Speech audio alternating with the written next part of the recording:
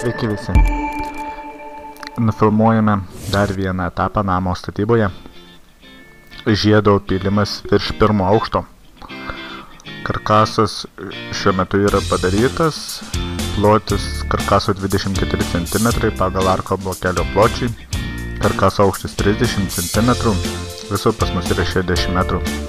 Karkasas padarytas iš fanieros 12 mm storio. Apačioje sutvirtinta vamzdeliais su varžtais, kaip matote, ir jie guli ant mūsų sienų. Viršuje susitvirtinome fanierą mediniais bruseliais. Sudėjome armatūrą, pakėlė virš mūro 5 cm. Pilame betoną. Betono kiekį pasiskaičiuoti tikriausiai kiekvienas sugeba, aukštį, plotį ir ilgį sudauginę. Mūsų atveju mes turim 4,3 kubo, bet užsisakėme su rezervu 4,5 kubo. Tikrai turėtų užtekti. Taigi pilame betoną. Kaip matote viršui, kur buvo palikti sutvirtinimai bruseliai skersiniai, jie skirti ne tik laikyti patį karkasą, tačiau yra žymiai patogiau jais vaikščioti, kaip laiptais.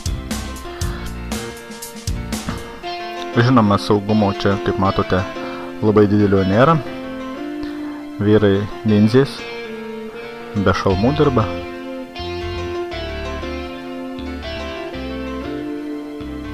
Ir pilame betoną. Šį kartą užsidėjome lankstą žarnos gale, tam, kad betonas bėgtų ne su srove, nestipriai, o lengvai gražiai bėgtų.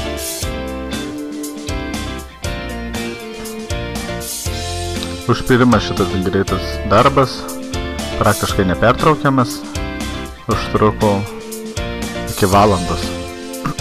Paviršių pralygintame mentele išsilyginame, kad būtų gražu, neliktų akmenų didelių nelygumų.